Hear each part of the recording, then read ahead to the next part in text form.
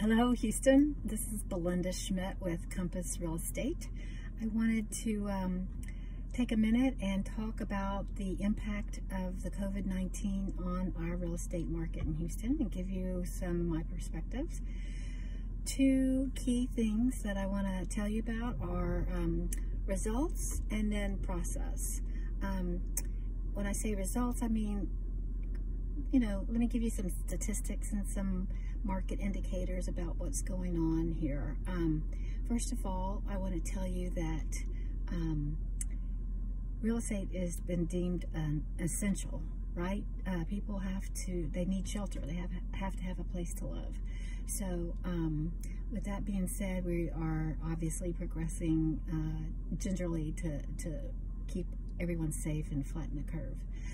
All right, well, in terms of statistics, you guys, real estate is happening.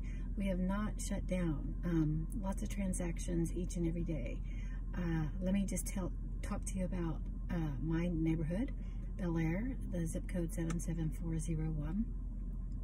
In the last 7 days alone, we have 8 new listings, and we have 7 in the pending status, one of which just happened on Sunday. And we've had 4 that have sold during the month of April. So certainly we've got activity going. I personally have 2 new listings and 2 new buyer contracts that are underway since all this started happening. And I was talking with a client buyer last night.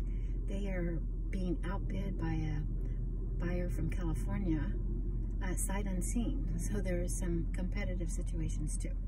People have to have a place to live. Another interesting statistic might be the call volume. You might be interested to hear about our call volume.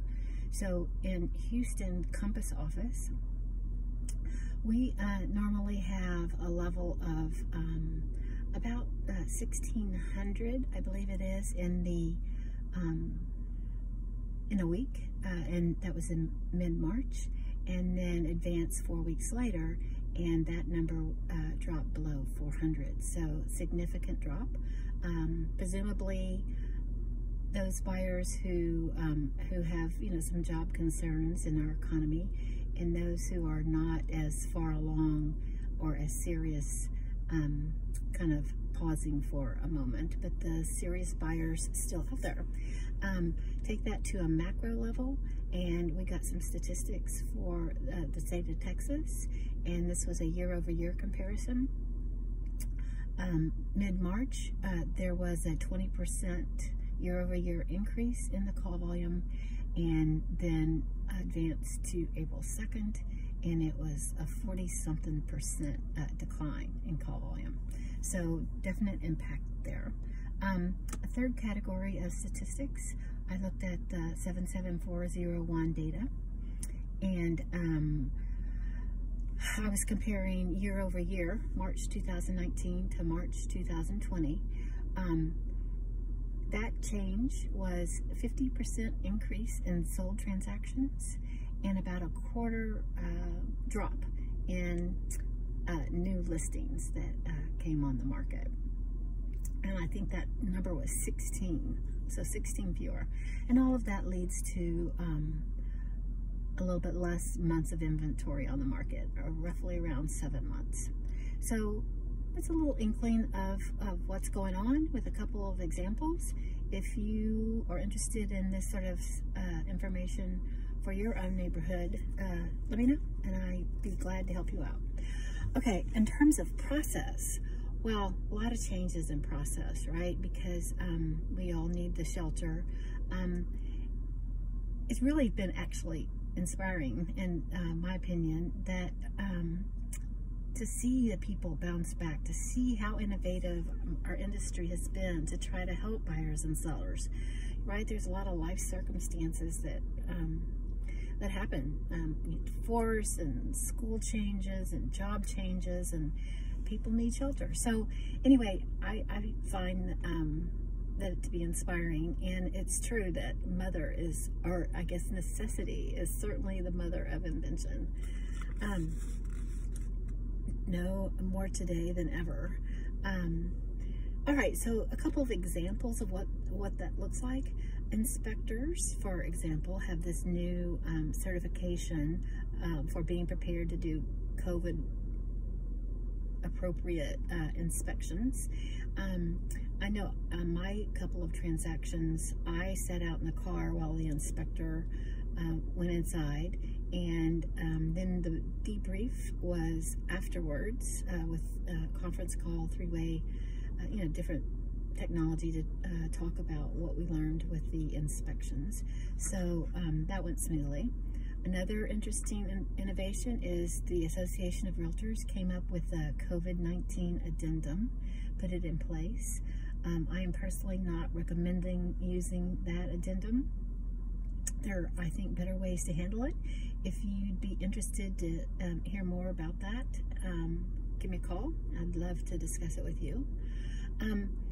There was some impact on financing, and I understand that jumbo loans were repackaged as a result. You can talk to a lender that I can refer you to get to detail on that. But as I understand it, there was some impact on the jumbo loans.